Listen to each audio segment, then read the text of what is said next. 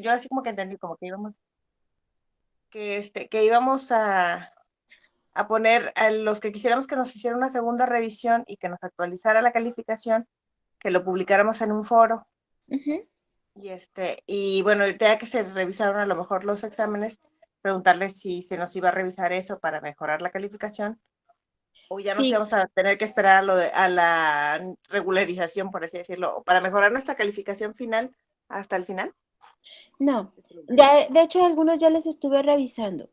Lo que pasa es que sí, se me vino un poquito de trabajo el lunes y el martes y por eso paré un poco, pero sí, ya les estoy actualizando a los que tenían como, que me subieron como segunda opción ya con correcciones, las actividades y que me lo publicaron ahí en el foro.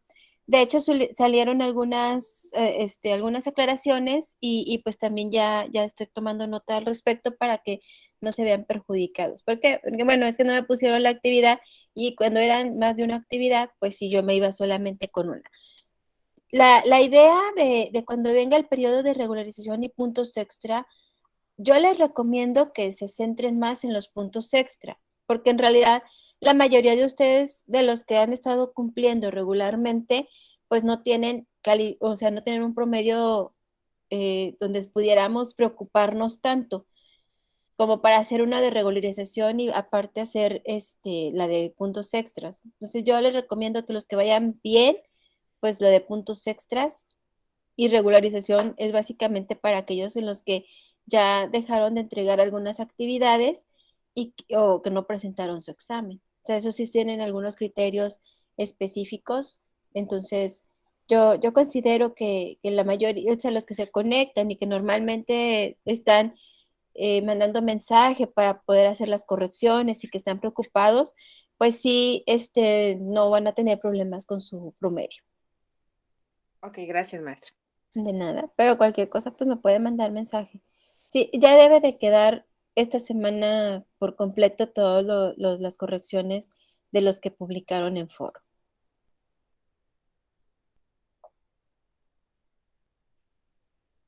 Adelante, Agustín, te escucho. Sí, buenas noches. Hola, buenas noches. En el trabajo anterior yo incluí ya la justificación, pero no sé si o sea, no fue muy extensa, entonces no sé si con esta la puedo volver a subir o qué extensión debería tener la justificación en sí. La justificación en sí no tiene una extensión, así de que tengas que hacer un solo párrafo, una cuartilla o dos cuartillas. Es dependiendo de los temas. Hay temas en los que sí te puedes extender un poquito más, pero no hay así como que un límite. Lo recomendable es a lo mejor una cuartilla como mínimo. Si la pusiste como, no sé, a lo mejor un párrafo, dos párrafos, la puedes complementar y entregarla sin ningún problema. Ok, gracias. De nada. Muy bien. ¿Alguien más? Bueno, al parecer. No. Déjenme, abro la presentación. Como he estado utilizando la presentación durante varias sesiones,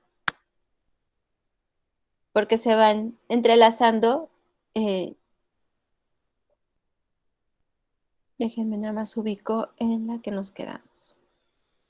Mm, Lo último que vimos la semana pasada fue en la ética del investigador, ¿cierto?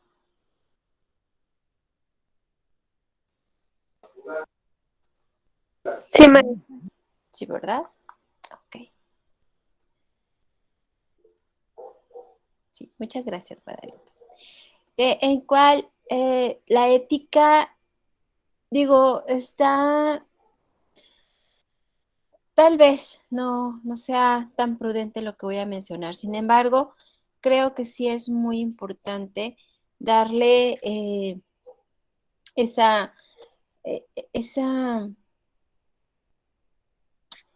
esa gran dedicación a la ética.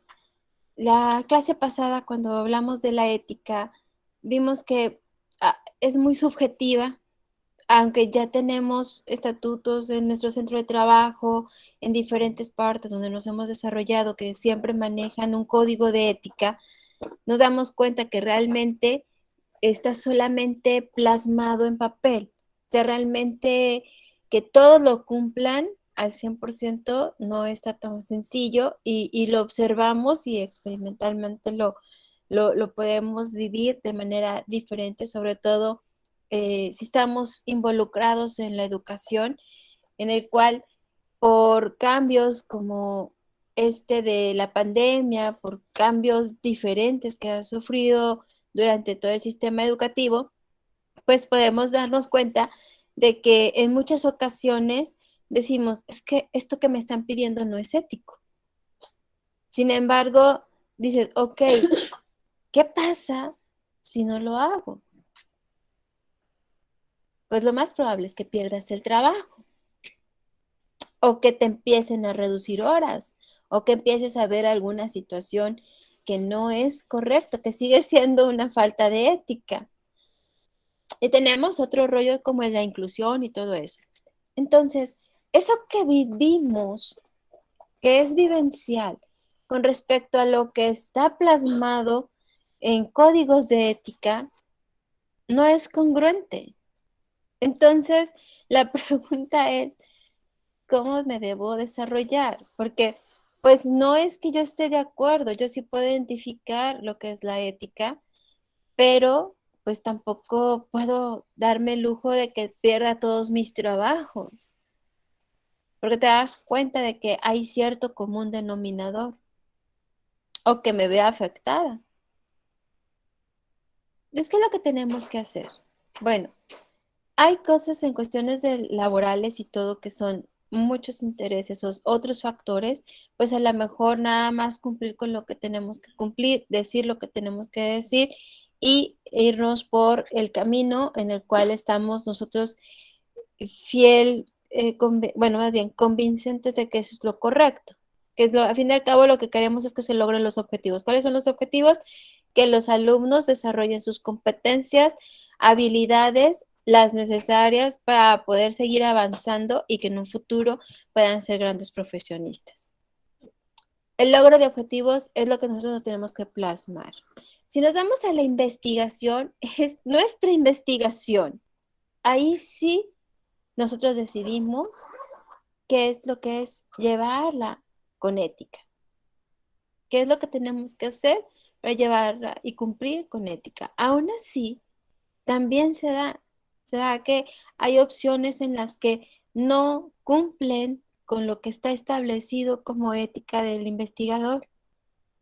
Muchas veces puede ser por el apasionamiento fuerte de tu tema, por investigar, por ir más allá, por desarrollar esa investigación, y otras por conveniencia, porque hay muchas trabas, porque es muy complicado que, que nos permitan realizar los trabajos de campo, porque no es tan sencillo, porque requiere a lo mejor mucho más tiempo del que le puedo dedicar, y busca la forma más sencilla de poder cumplir el objetivo, pero no es lo correcto. En la investigación no es lo correcto, porque estamos muy conscientes de la aportación que queremos dar y cómo podemos beneficiar con esa aportación no solamente a nuestro entorno, no solamente a nosotros, no solamente a la institución educativa en la que voy a proporcionar esa aportación,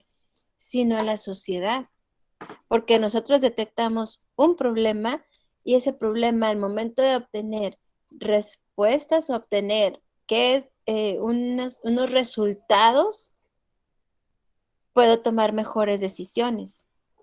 Y si ya nosotros como docentes, aquellos que estamos ejerciendo como docentes, tenemos ya esa mentalidad de que tratas de trascender a través de cada uno de tus alumnos para que ellos a su vez trasciendan y siga así toda la ramificación, pues dices, estoy aportando lo que siempre manejamos, ¿no? Ese granito de arena para mi entorno y por ende a la sociedad.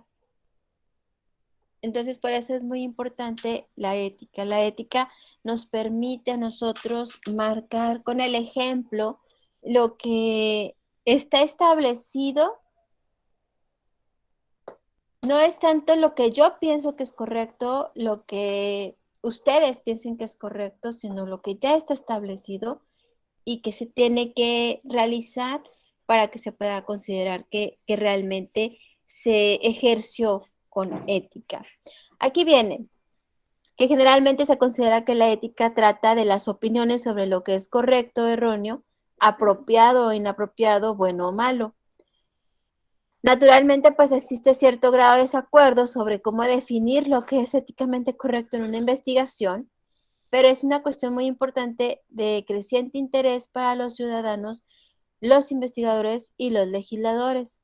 Muchos grupos de profesionales y de gobernantes han estudiado temas éticos con detenimiento y han publicado directrices para planificar y realizar investigación de forma que proteja los derechos y el bienestar de los individuos. Y bueno, pues esos principios están publicados en el American Education Research Association. Sin embargo, ¿qué es lo que pasa? Bueno, un ejemplo de, de una investigación que duró muchísimos años, de hecho no se terminó.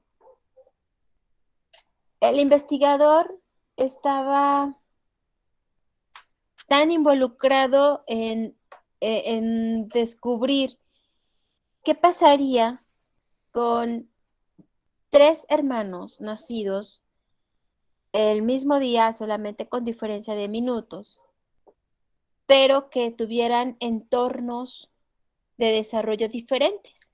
Es decir, uno en el que no fuera económicamente favorecido, uno que estuviera económicamente o clase media, como le conocemos aquí, y el otro en clase alta.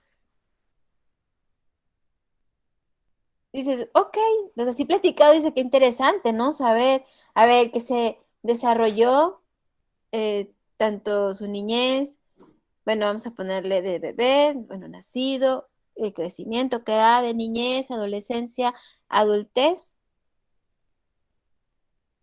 sin tener los recursos económicos necesarios, más bien, teniendo los recursos mínimos necesarios para cubrir eh, lo básico que es comida y ropa, los de la clase media y los de media alta o alta.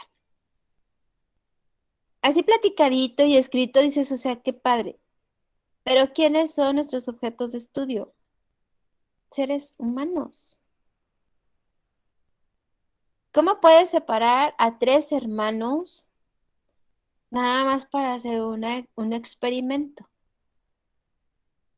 o hacer una investigación o responder tus preguntas sobre esa problemática que tú ya definiste, hiciste todo lo mismo que todos los investigadores hacemos? Entonces la pregunta queda al aire.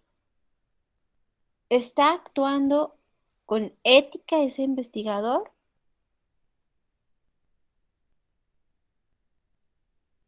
No lo hizo con una madre de familia, lo hizo con varias y el seguimiento lo dio puntual. Esos bebés al nacer fueron separados de su madre y entregados a diferentes hogares, cubriendo las características que ya mencioné, y pues él les dio seguimiento yendo a observación, preguntándoles tanto a los papás como al mismo niño y así.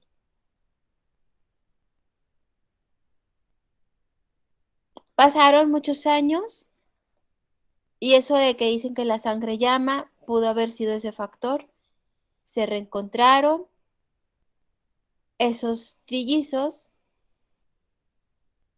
contaban su historia, bla, bla, bla. Se hicieron relativamente famosos y uno de ellos se suicida.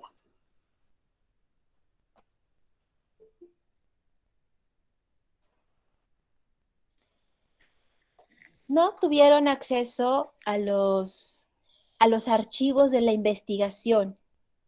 no tuvieron acceso a poder determinar por qué tomó esa decisión.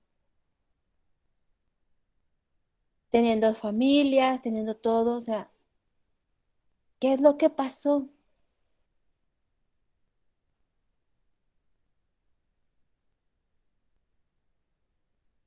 La pregunta queda en el aire. ¿Qué hubiera pasado con esos trillizos si no son separados de su madre? Si crecen juntos.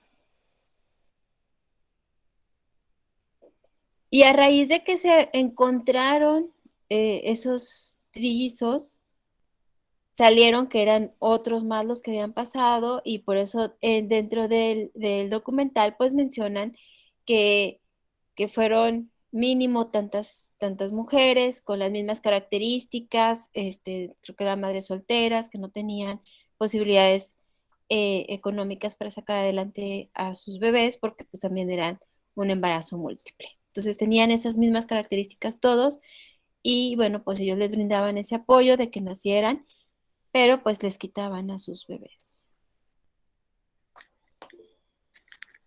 Adelante, Dalia. Una duda, maestra. Buenas noches. Buenas En noches. ese caso que comenta, Ujú. ¿las mamás sabían que iban a pasar eso? No lo mencionan. Yo también me hice esa pregunta. O Porque sea, de pronto y también sería importante saberlo, ¿no? Porque, o sea, hablar de ética es, sobre todo en investigaciones, es bien complicado, porque luego hay gente que tiene esa mentalidad de que el fin justifica los medios, y no necesariamente siempre es así, pero no necesariamente tampoco va a ser así. Entonces yo creo que habría que ver o investigar, más bien dicho, a fondo, qué es lo que pasó, porque a lo mejor si lo vemos desde el punto de vista emocional, pues sí decimos, no, pues sí está muy feo. Pero si lo vemos desde otro punto de vista en el que a lo mejor, como usted menciona, eran madres solteras, quiero pensar que de escasos recursos o que no tenían apoyo de familia, etcétera, en el peor de los casos, eso hubiera terminado en un aborto, ¿no? Entonces, no sé, se me ocurre, porque no lo sé, o sea, no sé bien ese caso, pero creo que aquí en este tipo de investigaciones, sobre todo de casos, yo creo que para poder emitir un juicio fundamentado, sí necesitaríamos tener toda la información de la investigación, todas las variables, como a lo mejor usted también menciona, y todo el contexto en el que se desarrolló, porque la verdad es que no lo podemos ver y decimos qué feo, pero no sabemos cuál fue la realidad. Bueno, yo no lo sé, ¿verdad? ¿Cuál fue la realidad en esa situación? exactamente. Qué gran aportación. Me ganaste lo que seguía. Ya lo dijiste. Realmente es eso. Nosotros no podemos enjuiciar. O sea, tenemos que ser muy objetivos. Pero ahí en el caso del que estoy comentando o tratando de utilizarlo como caso para poder explicar sobre la ética, es que no, vamos, se destruyó muchísimos datos que tenían de la investigación. Entonces, muchas cosas no se podían porque toda la tenía el investigador muy bien guardado. Y aunque tenía investigadores socios, así decirlo, porque eran los que realmente iban a los hogares y hacían toda la observación y las anotaciones y las entrevistas. Ellos fueron entrevistados, pero no todos. O sea, nada más hablaron unos cuantos. Porque cuando se dieron cuenta, pues ya el investigador ya había fallecido y había desaparecido mucha evidencia. Entonces realmente no sabemos todas las, cómo empezó, cómo se logró, qué pasó con las madres, que aparecieron los trillizos, más no apareció la mamá, por ejemplo. Entonces tampoco se pudo realmente recabar la información con respecto a las madres y, y en sí pues solamente lo podemos ver objetivamente con la información que se proporcionó y cómo podemos nosotros ver si se actuó o no con ética. Bueno, como no tenemos toda la información, el mensaje es, no es que pueda decir que con ética o no del investigador. Se pudo haber desarrollado con ética en el aspecto de que digan, bueno, pues todos firmaron, todo era legal, porque los padres adoptivos firmaron, porque a lo mejor las madres naturales también firmaron y pues tenía todos los documentos o todo lo legal que avalaba que podía ejercer esa investigación. El punto es que si nos vamos fuera de todo el entorno, única y exclusivamente a los bebés, que al momento en que son concebidos podemos considerar lo que ya es parte de nuestra sociedad. Bueno, no pasa aquí en México, pero vamos a considerar como si sí. No pasa aquí en México, pero si hubiera pasado aquí en México, era parte de nuestra sociedad. Entonces, si buscas la forma de entender qué habría pasado con esos trillizos, porque tenemos nosotros aquí en México el pensamiento de que la familia es nuestro centro más fuerte. Y bueno, quedó demostrado que la sangre llama porque vivían en diferentes estados y aún así se pudieron encontrar. Y como ya estando juntos, uno de ellos no pudo superar lo que le afectó, porque en realidad no hubo tampoco una algo que pudieran detectar qué es lo que tenía. Pudieran pensar que era depresión, o sea que ya sabemos que es otras situaciones que no necesariamente tienen que ser adversas, sino simple y sencillamente es una enfermedad. Entonces, bueno, mencionaban que pudo haber sido depresión, porque pues en realidad ya estaba estable y pues estaban teniendo fama porque se encontraron y pues su historia se dio a conocer y todo. Entonces, decías, en realidad no tenía por qué hacerlo, por qué tomar esa decisión, sin embargo, pues así lo hizo. Entonces, cuando hablamos de investigar con seres humanos, no es lo mismo investigaciones de que observación y todo eso, sino que ya cambias la vida de un ser humano a través de tu investigación, pues sí tendría que ser algo muy, muy, muy, muy bien protegido y muy bien entendido con las personas que van a participar en esto. Porque sí, la verdad, a mí sí se me hace como que ya el ser humano ya es diferente. O sea, realmente realizar la investigación o el trabajo de campo modificando muchas cosas del ser humano. Su entorno, por ejemplo, o sea, cambiarlo. Puede ser para beneficio, puede ser para no tan beneficio. Pero si hubiera sido casual, que no lo hubieras provocado o no lo hubieras manipulado, pues pudiera ser una aportación. Pero ya manipulado, pues en realidad no sabes, porque también ellos escogían a los padres que los iban a adoptar. Tenían que tener ciertas características. O sea, realmente está modificando todo o está. Entonces ahí es donde entra que si sí o si no. Pero es un ejemplo. Es un ejemplo de una investigación muy interesante. Es un ejemplo de cómo nosotros podemos ir creando nuestro propio criterio de acuerdo a nuestros valores, de acuerdo a lo que nosotros consideramos, de acuerdo a lo que estamos aprendiendo, que es la investigación. Pues ya no es juzgar, simple y sencillamente es algo que se pone ahí a conocimiento de que puede ocurrir diferentes investigaciones y ya tú como investigador, de acuerdo a lo que tú tienes ya bien, bien plasmado que es una investigación, pues puedes decidir y dices, sí, está bien, o sea, qué padre y eso, pero yo no lo haría así, o sí, yo lo haría así, o sea, qué padre, qué interesante.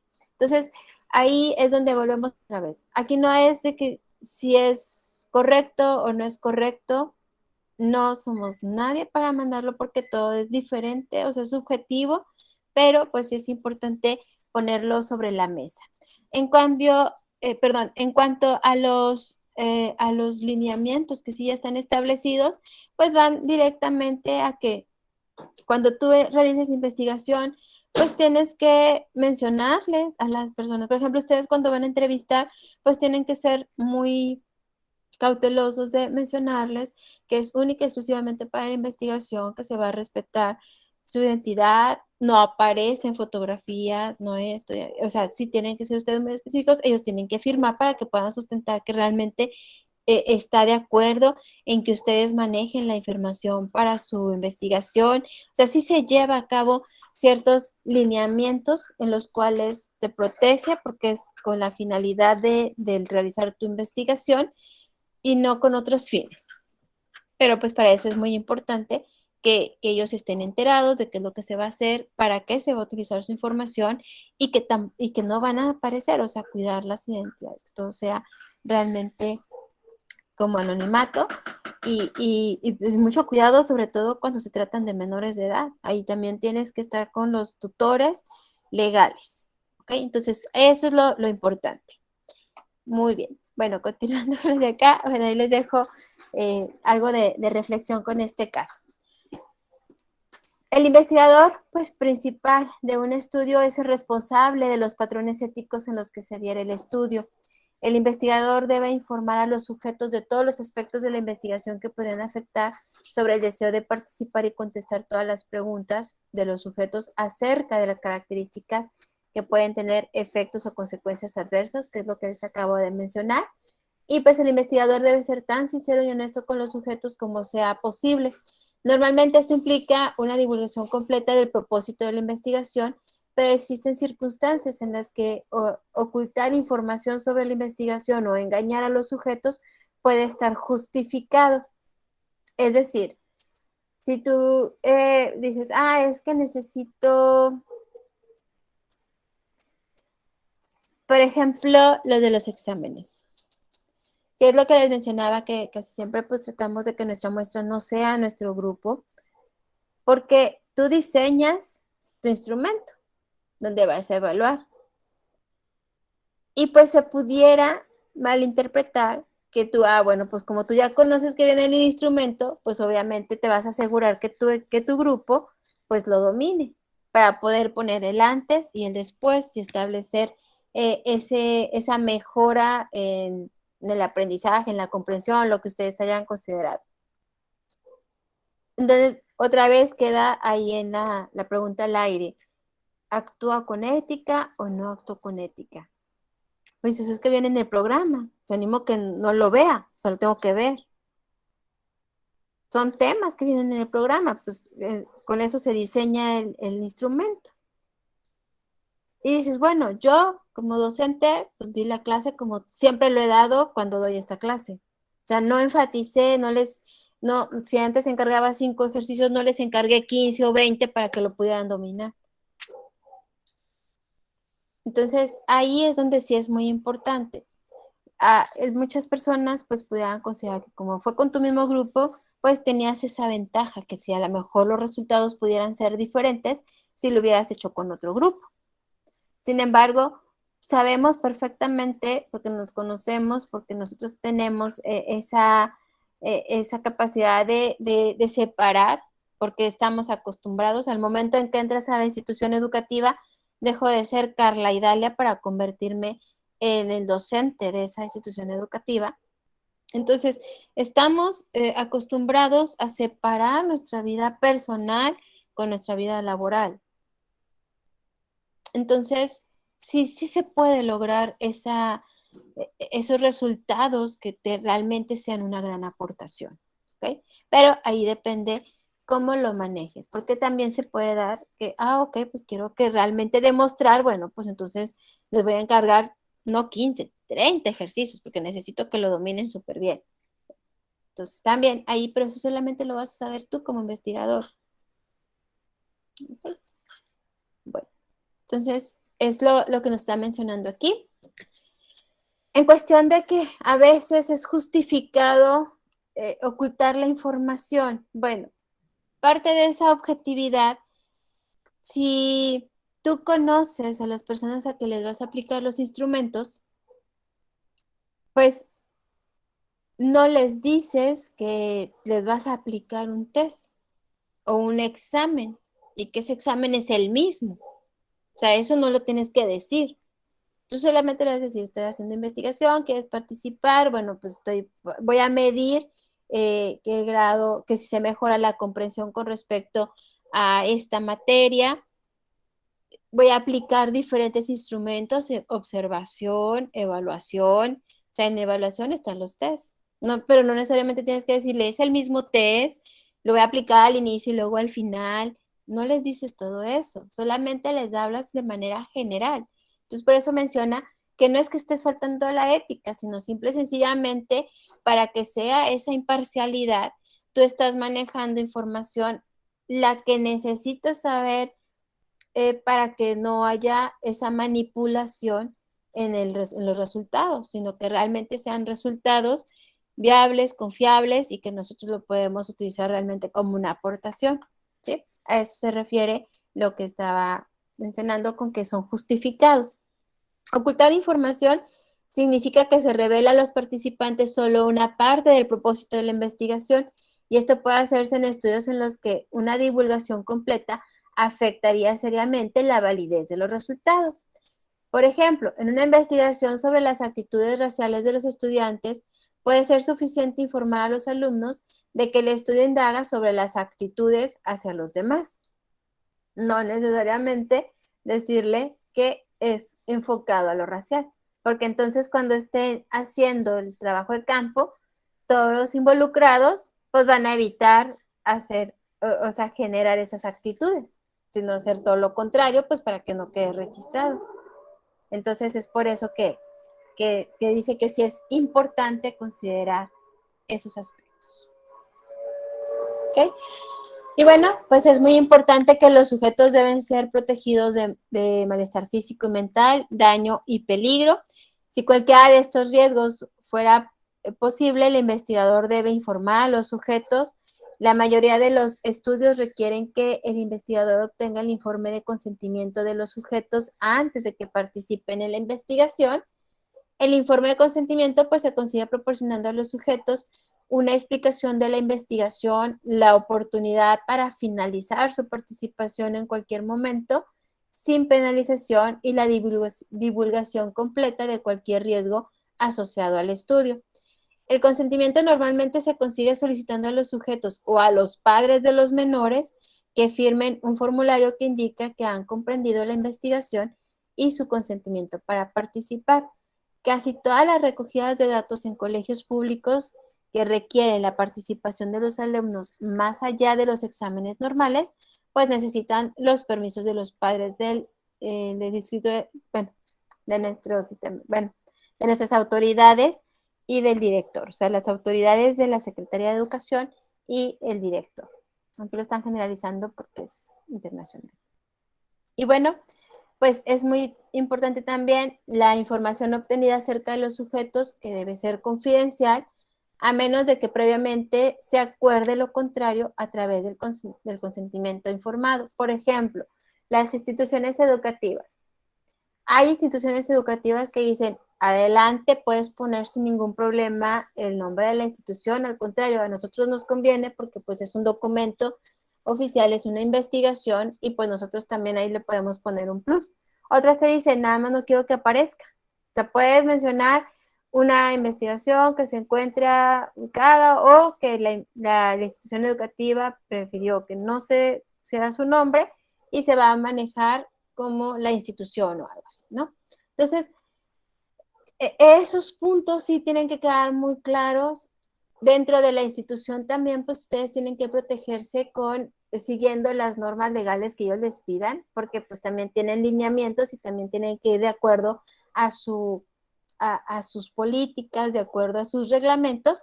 Entonces, eso es importante que desde la primera vez que ustedes entablan para poder realizar su investigación o su trabajo de campo ahí en la institución, pues queden muy bien estructurados esos puntos en los cuales ustedes pues tienen, qué límites tienen, qué es lo que van ustedes a poner.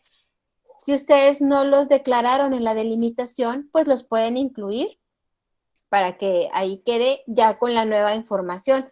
Al fin y al cabo, nosotros hicimos una declaración de límites o delimitamos con la información que teníamos hasta este momento.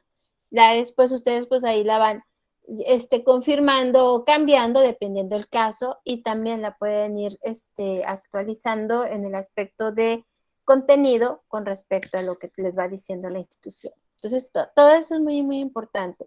La confidencialidad pues está salvaguardada si se asegura que los datos no pueden ser asociados a los sujetos, individuos por el nombre. Eso sí, se respeta a todos porque nosotros lo único que nos interesa es los datos recabados. Aunque utilicen ustedes, por ejemplo, que apliquen sus instrumentos digitalmente, pues queda grabado o queda guardado el correo de quienes le aplicaste. No van a generar un correo específico o especial. Algunos pues vienen en el correo, traen su nombre, como el mío, por ejemplo, trae mi nombre. Pero tú no vas a exponer los correos, tampoco vas a exponer la edad, vas a poner los datos, o sea, pones datos generales para que sea confiable, para que tenga realmente validez, pero no los vas a utilizar y eso tiene que quedar muy claro para que sean ellos o tengan esa seguridad de que no se les va a afectar ni tampoco se van a repartir sus datos ni se van a estar, o sea, sí realmente están enfocados única y exclusivamente para la investigación. Entonces, eso tiene que quedar súper claro, se lo tienen que repetir 2, 3, las veces que sean necesarias para que así se entienda y puedan contestar con toda la tranquilidad y seguridad de que no ha relacionado en ti como persona, solamente queremos saber qué es lo que tú piensas al respecto de esto o qué es lo que tú sabes con respecto a estos temas, ¿sí? Esto puede lograrse de varias maneras, recogiendo los datos de forma anónima, empleando un sistema para asociar los nombres a los datos que puedan destruirse, recurriendo a una tercera persona para asociar los nombres a los datos y luego entregar los resultados al investigador sin los nombres, solicitando a los sujetos que usen seudónimos o números, informando solo de resultados grupales, no individuales. Aquí es muy importante hacer esa aclaración. Cuando tú sustentas tu investigación, dentro de tu tesina no van las evidencias. Tienes que tener las evidencias por si te las pide alguno de los sinodales.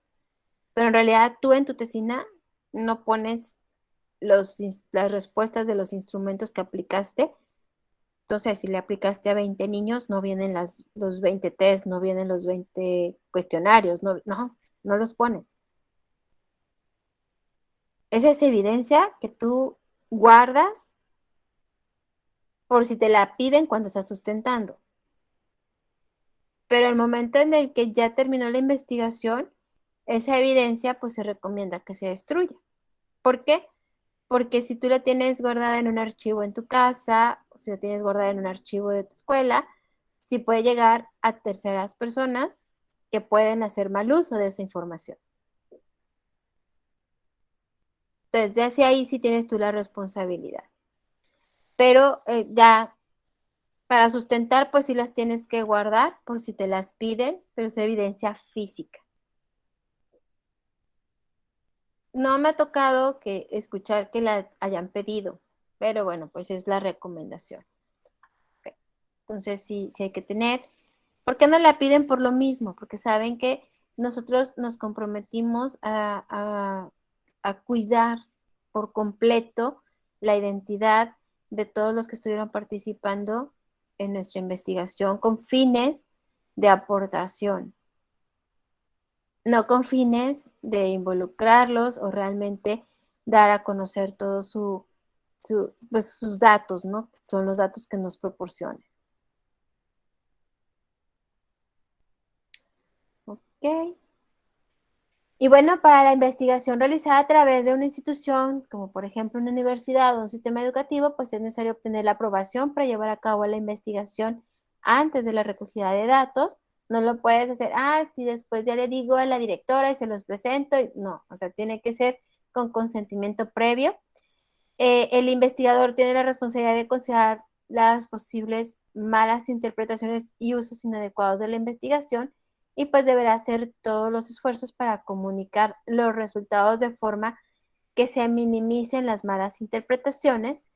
El investigador tiene la responsabilidad de reconocer cuando se ha privado de beneficios potenciales al grupo de control.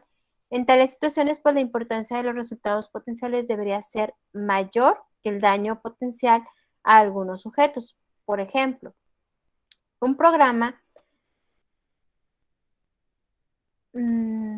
nuevo que pretende aumentar el rendimiento de los niños con dificultades de aprendizaje puede ser ocultado a algunos niños con DA por opinar que se necesita un experimento para documentar la eficacia del programa.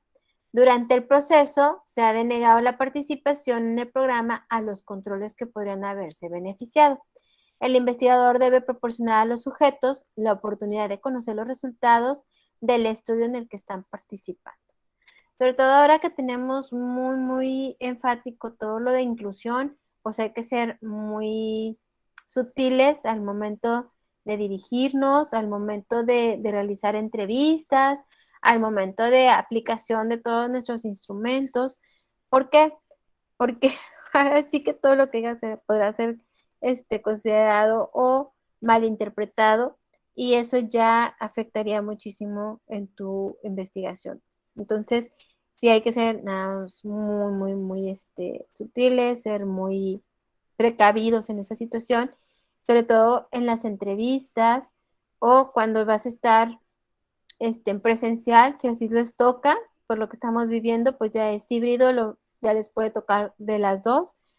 Puede ser que te toque ya presencial, entonces ahí también ser muy, muy cuidadosos.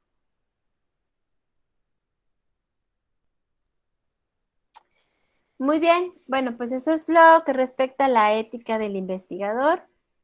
Dentro de nuestra investigación ya nos vamos a algo un poquito más, no tan reflexivo, sino más palpable para unos, pues el coco, porque pues tiene que meterse con matemáticas y análisis y demás. Sin embargo, bueno, pues todas las investigaciones están involucradas con la estadística. Hay diferentes tipos de utilizar las estadísticas.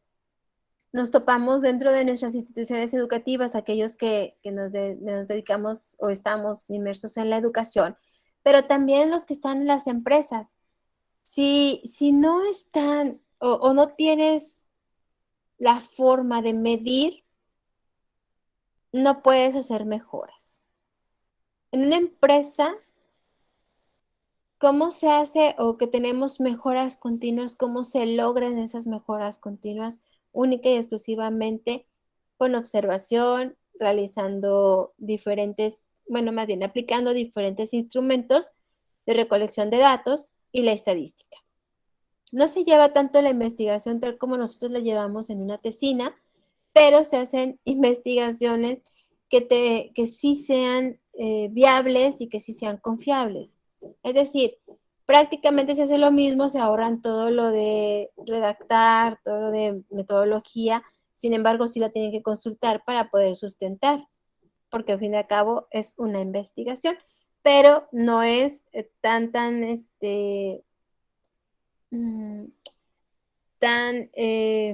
descrita ni tan explícita como una tesina o una tesis. ¿Okay? Entonces, pero son investigaciones de mucha aportación porque de ahí se toman las decisiones. Recuérdense que pues es lo que ayuda, tu aportación es para tomar mejores decisiones o al menos decisiones con algo de sustento, no por experiencia, no porque alguien te dijo que así se ha estado haciendo por muchos años y ha funcionado, sino que realmente ya con todos esos datos o todos esos resultados, tú puedas decir, ok, lo que se está implementando no funciona.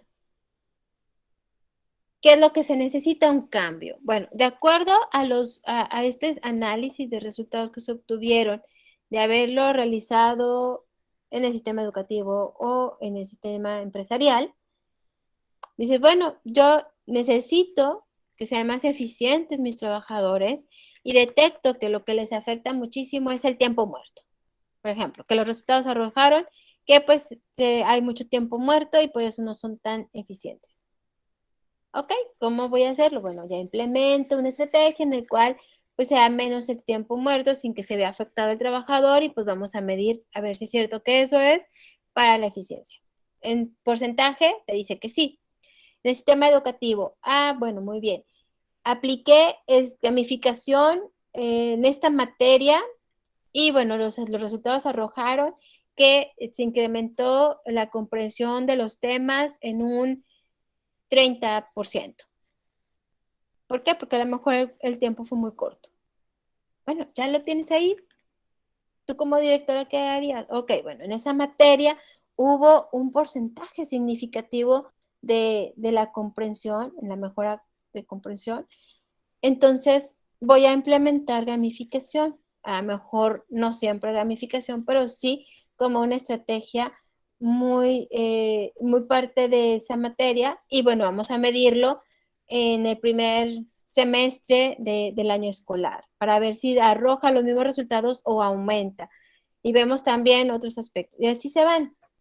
Se van generando, se van generando y se van generando más investigaciones. ¿Por qué? Porque tu resultado dio una aportación, se tomaban decisiones y al tomar las decisiones pues también tienen que ser medibles y así se va. En la cuestión de las cualitativas, pues también, porque si lograron observar que dando ciertas dinámicas que van haciendo, van generando bienestar en los alumnos y al momento de aplicar esas dinámicas, el alumno mejoró en su estado de ánimo y se aplicaron regularmente en determinado tiempo y se logró que sus promedios aumentaran. Entonces dices, ok, bueno, ¿en qué consistían las dinámicas? Bueno, pues van enfocadas a esto, esto y esto y esto. Ok, entonces a lo mejor ahí se puede aplicar no solamente a una asignatura, sino que se puede aplicar en general como parte del currículo o del contenido para que puedan tener esa mejora o puedan sentirse con el bienestar del alumno, poder lograr un mejor desempeño académico. Entonces, todo eso nos va dando a nosotros los resultados y todo lo obtenemos mediante la estadística. La estadística descriptiva, pues es la mínima que debe tener todas las investigaciones y cuando realizas investigaciones tan oficiales como una tesis o una tesina, también. Entonces, mínimo tenemos que conocer de la estadística descriptiva. Y bueno, aquí tenemos que en la estadística descriptiva vamos a manejar escalas de medida, en qué consisten así en forma general, la representación gráfica, cómo podemos nosotros presentar el análisis de resultados, cómo puede ser que cada una de las representaciones gráficas depende del mensaje que tú quieras dar. Por ejemplo, investigaciones que van con respecto a preescolar y se los vas a presentar a padres de familia, pues pudiera ser mucho más sencillo una representación gráfica que sea con dibujos, porque están enfocados ahorita por lo de sus niños, que están muy chiquitos, pequeños, y lo pueden entender mucho mejor que, por ejemplo, de puntos o de barras. Aunque de barras es también muy digerible para todos, es mucho más sencillo ver, pues esta que está muy arriba, pues es la que mejor, ¿no? O sea, es la que mejor se comporta, pues es la que da mucho mejor resultado. O sea, sí lo ubicas. Pero, pues a lo mejor para la comprensión habría que ver a quién se le va a realizar la presentación para que puedas utilizar cualquiera de estas representaciones gráficas. Y bueno, ¿cómo vamos a determinar matemáticamente los datos o los resultados recabados? Bueno, pues es la mediana, la media y la moda como mínimo, porque son las que son de tendencia central. Vemos variabilidad, que también son de las otras medidas que tenemos que utilizar. Y bueno, la relación, que es lo que nosotros tenemos que ir aprendiendo a interpretar, puesto que vamos a realizar análisis de resultados. Entonces, hacia grandes rasgos, eso es lo que marca la estadística descriptiva. Y bueno, pues vamos a ver a grandes rasgos también, pues en qué consiste, cómo podemos determinar las medidas de tendencia central y las de variabilidad para que ustedes al menos eso sí se tenga un poco clarificado y bueno, pues aquellos que no están muy involucrados en matemáticas, pues no se les haga tan complicado. Entonces, bueno, pues ya por el tiempo se me va volando. se va volando, pues vamos a tener que quedar en estadística. Pero bueno, pues no se me hace justo para ustedes ir nada más así con conceptos a grandes rasgos cuando están ustedes realizando una investigación. Entonces, creo o considero que prudente que veamos los conceptos, pero cómo lo van a aplicar ustedes para que sea realmente un aprendizaje, que realmente sea significativo para ustedes y bueno, pues para que también si salen dudas, pues las puedan compartir. Dudas, hablando de dudas. No, todo bien. Todo bien, perfecto. Sí, Bueno, maestra, gracias. dime. Excelente, muy bien. Pues entonces, un gusto como siempre estar con ustedes esta sesión. Los espero la próxima semana. Empezamos ya con algo más práctico como es la estadística descriptiva. Que tengan una excelente noche. Cuídense mucho. Dale, adelante. Sí, maestra, yo le quería preguntar sobre lo que estaba hablando antes. Entonces, Ujú. quiere decir que si nosotros vamos a manejar, por ejemplo, encuestas dentro de la tesina, debemos de incluir el consentimiento de todas esas personas que vamos a encuestar, aunque sea así a través de medios virtuales.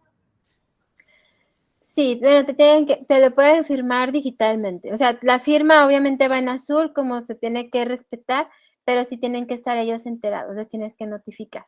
Así es.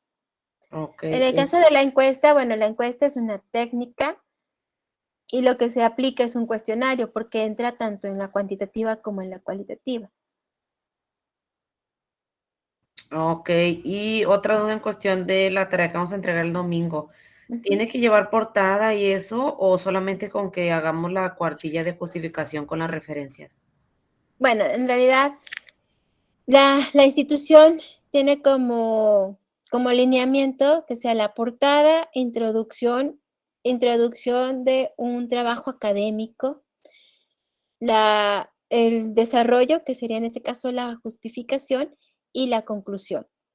Hay que tener muy, muy, muy en mente que la conclusión y la introducción es con respecto a ese trabajo académico, ¿sí? No es en su tesina. O sea, si ustedes me ponen la introducción y conclusión en este trabajo académico, eso no lo van a incluir ustedes en su tesina. Ustedes nada más van a incluir en su tesina el apartado de justificación y las referencias, ¿ok? Ok, y como es algo conciso, se podría decir, puede ser de que nada más media cuartilla de introducción o sea, o también tiene una extensión específica. No, la introducción y la conclusión es dependiendo de ustedes qué tanto requieren para poderlo Sí, cumplir. porque pues en teoría pues solamente es como que o sea, vamos a hablar, o sea, el desarrollo tal cual pues se va a dar en la justificación, entonces no veo por qué extendernos como que mucho en la introducción. Pero si nada más tenía esa duda, entonces sí es normal, portada, introducción, el desarrollo, la justificación, conclusiones y pues obviamente las referencias. Exactamente, sí, Muy tengo que bien. cumplir los lineamientos. Yo sí me he opuesto a que ustedes estén haciendo introducción y conclusión en cada actividad académica, porque como sí se hace también una introducción y una conclusión en la tesina, es muy difícil para mí cambiarles el chip que son cosas diferentes. O sea, es una introducción y conclusión de trabajos académicos, es muy diferente a la introducción y conclusión de una tesina. La introducción y conclusión de una tesina es hasta después de que hayas terminado toda la investigación. Maestra, una pregunta. Este trabajo de la justificación la vamos a integrar posteriormente en el trabajo final Sí, va a ir como apartado de la tesina. y Así es. vamos a incluir las referencias. Oh, sí, claro, así es. Ujú. Siempre todo lo que ustedes citan de cada una de las secciones o apartados de la tesina tiene que ir o tiene que coincidir con las referencias. Exactamente. Ok, muy bien. Muchas gracias. Gracias a ti. Adelante, Guadalupe. Muchas gracias a ti, Andrea. Que descanses. Nos vemos. Maestra, entonces la portada que va a llevar va a ser de trabajo académico, ¿verdad? No vamos a utilizar la que le habíamos estado mandando con la tesina. Si pueden utilizar la misma, para que no estén cambiando todos los datos. Pueden utilizar la misma sin ningún problema. Pero sí, el archivo de la tesina, o sea, ese no me lo muevan. Sobre todo aquellos que ya no les hice casi nada de aclaraciones con respecto a su trabajo, bueno, con respecto a su trabajo, ese menos me lo muevan. O sea, ese así como lo vamos llevando con las indicaciones, así vayan dejándolo. Pero pueden utilizar Ok. la misma portada sin ningún problema. Ujú. Ah, ok, entonces en este nada más lo vamos a manejar como trabajo académico. Ya hasta que usted nos Exactamente. indique lo vamos a colocar en la tesina. Exactamente, El ahí con la apartado nada más. retroalimentación, así es, ahí con la retroalimentación, por ejemplo, tu justificación ya bueno, puedes modificar esto y esto, o no necesita modificación, solamente utiliza esto, lo afinas y lo pones en tu tesina, exactamente. Ah, ok. Muchas gracias, maestra. De nada, gracias a ti. Gracias a ti, Priseida. Buenas noches, que descanses. De hecho, bueno, pues buenas noches a todos, que descansen. Aquellos que todavía tengan dudas, bueno, pues aquí estoy. Y pues con mucho gusto les apoyo. Que descansen. Gracias, Buenas buenas noches. noches. Hasta luego. Gracias, buenas noches. Gracias a ustedes. Buenas noches. Muchas gracias, maestra. Buenas Buenas noches. noches, maestra. Gracias a Cuídese. ustedes. Buenas noches. Ustedes también cuídense.